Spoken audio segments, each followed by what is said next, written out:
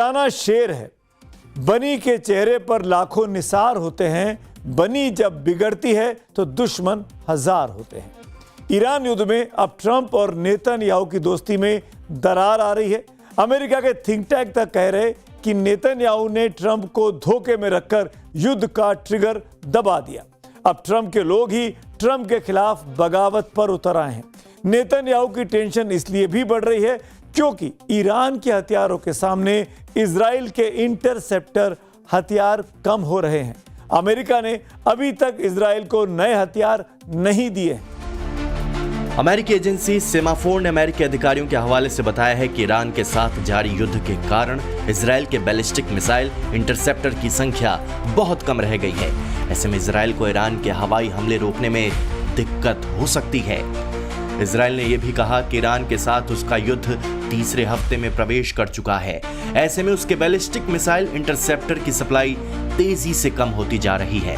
इसने इजराइल के हवाई रक्षा नेटवर्क को मुश्किल में डाल दिया है। इजराइल ने अमेरिका से गुहार लगाई है, लेकिन अभी भी साफ नहीं है कि वो इजराइल को इंटरसेप्टर देगा या नहीं, क्योंकि इजराइल को और इंटरसेप्टर देने से अमेरिका के अपने मिसाइल स्टॉक पर प्रेशर पड़ सकता है। हालांकि इजराइल पहले से ही इंटरसेप्टर की कमी के साथ युद्ध में उतरा था।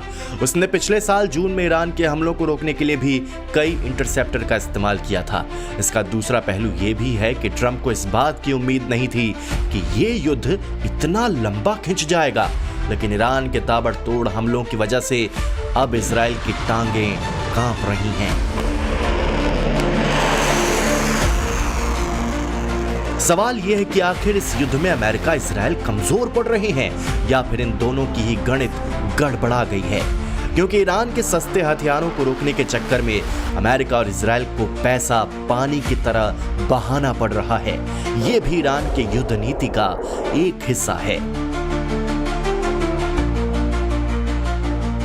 अब तक की जंग में ईरान ने इजराइल और मिडिल ईस्ट के देशों पर 1200 से ज्यादा मिसाइलें और करीब 2200 ड्रोन्स दागे हैं। इनमें से ज्यादातर वन वे सुसाइड ड्रोन्स हैं, यानी ये टारगेट तक जाकर ब्लास्ट हो जाते हैं। इस युद्ध में ईरान सबसे ज्यादा शाहिद ड्रोन्स का इस्तेमाल कर रहा है।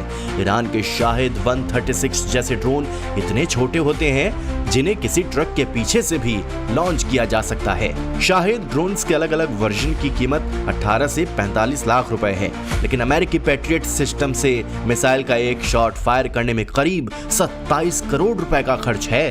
अमेरिका के पास पैट्रियट सिस्टम के अलावा एक सस्ते ऑप्शन रेथियन कोयोट सिस्टम भी है। इससे एक ड्रोन इंटरसेप्ट करने का खर्च 1 करोड़ रुपए से ज्यादा है। एक तरफ ईरान के पास शाहिद ड्रोन्स का अथाह भंडार है, लेकिन इजराइल के इंटरसेप्टर मिसाइल लगातार खत्म हो रही है। अमेरिकी सेंट्रल कमांड के मुताबिक ईरान से युद्ध के लिए मिडिल ईस्ट में उसके पैट्रियट एयर डिफेंस सिस्टम और काउंटर ड्रोन सिस्टम तैनात हैं, लेकिन अमेरिका के पास ईरानी ड्रोन्स को रोकने के लिए इस्तेमाल होने वाले इंटरसेप्टर्स कम हैं। ईरान पिछले कई सालों से अपने ड्रोन और मिसाइल सिस्टम पर काम कर रहा है। इसके पीछे ईरान की करीब 30 साल की मेहनत है। यही वजह है ईरान के सामने अब इजराइल और अमेरिका के हथियार कम हो रहे हैं। ये बिल्कुल एसिमेट्रिकल वॉर जो है, उसमें अगर कोई गुलेल लेके खड़ा हो जाए तो उसका उनके पास कोई जवाब नहीं। वो ऊपर से बमबारी कर सकते हैं, और वो जो ड्रोन्स हैं 10,000 रुपए का ड्रोन, उसको वो 100 छोड़ देते हैं हवाई ईरानी। अब उनको ट्रेल करने के लिए पहले तो ये पता चाहिए कि इनमें से डमी कौन है और असली कौन है। उसके लिए फिर इनके जाते हैं इंटरसेप्शन। वो इंटरसेप्टर्स जो हैं वो ढूंढते हैं, तो 100 के लिए जो कि 10-10 रुपए के हैं, उसके लिए आप मिलियंस के ये खत्म कर देते हैं। तो बहुत ही ड्रेन करने वाली, बिल्कुल इस जंग को बहुत ही इंटेलिजेंस तरीके से ईरान ने लड़ा है। ईरान युद्ध में अमेरिका को तब तक एक और झटका लगा जब जंग के बीच उसके सबसे ताकतवर aircraft carrier USS Gerald R Ford पर ईरान का हमला कामयाब हो गया। इस जहाज में ऐसे समय में आग लगी जब एक कैरियर ईरान पर ताबड़तोड़ हमले करने की मदद कर रहा था। 12 मार्च को जहाज में लगी आग 30 घंटे से ज्यादा समय तक जलती दिखी। हालात इतने बदतर हो गए कि 600 से ज्यादा अमेरिकी सैनिकों को फर्श पर सोना पड़ा। अब इस वॉरशिप को रिपेयरिंग के लिए ग्रीस भेजा जा रहा है। युद्ध के बीच इस घटना को देखकर चीन खुश हो रहा है।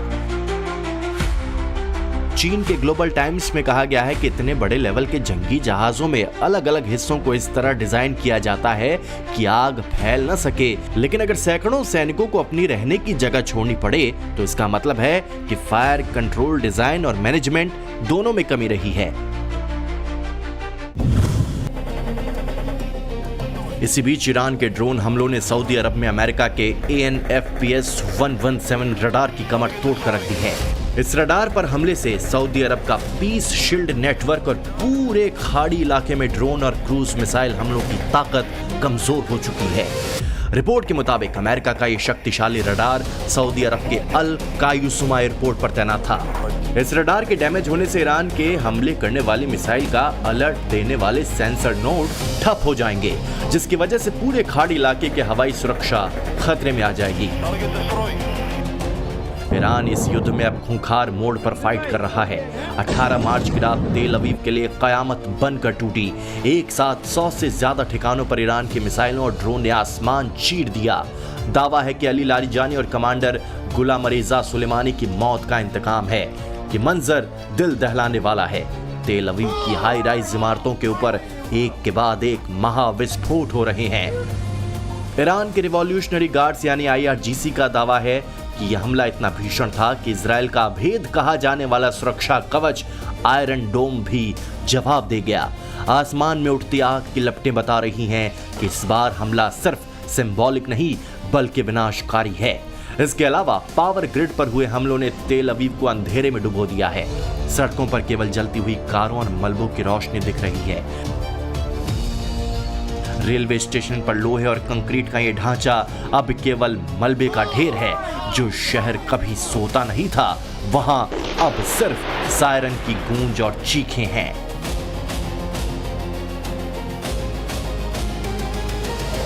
ईरान ने पिछले कुछ दिनों में इजराइल पर ताबड़तोड़ हमले करके जिस तरह धुआं कर दिया है, इसका सबूत देखिए। ये इजराइल का मैप है। इसमें राजधानी तेल अवीव और इसके आसपास का पूरा इलाका रेड जोन में तब्दील हो चुका है, यानी तेल अवीव का पूरा इलाका बारूद के ढेर पर बैठा है। वहां पर लगातार वॉर सायरन बज रहे हैं। ईरान जानता है कि वो अमेरिका तक डायरेक्ट हमला नहीं कर सकता है, इसलिए वो अमेरिका के खाड़ी दोस्तों को निशाना बना रहा है। अपने हमलों के जवाब में ईरान ने कतर के सबसे बड़े गैस प्लांट रास लफान को मिसाइलों से निशाना बनाया। अटैक के बाद यहां भी आसमान तक आग की लपटें फैल गईं। एक बम तो अमेरिका में भी फटा है। सबसे चौंकाने वाली बात यह है कि इस हमले से पहले प्रेसिडेंट ट्रंप को बताया नहीं गया था। तो क्या नेतन्याहू ने ट्रंप को बाईपास किया?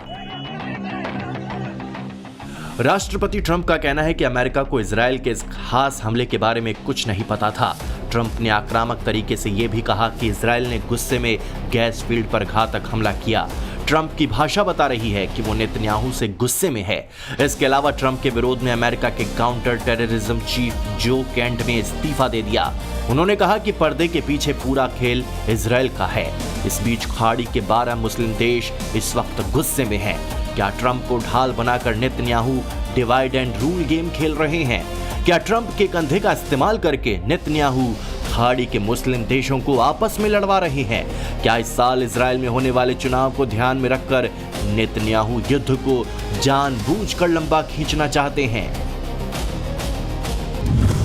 कतर के रास लाफान पर हमले के बाद अमेरिकी राष्ट्रपति डोनाल्ड ट्रंप बैकफुट पर आ गए हैं। ट्रंप को इस बात की चिंता बढ़ रही है कि पहले ही ईरान स्ट्रेट ऑफ हॉर्मूज पर कब्जा करके तेल का संकट पैदा कर चुका है।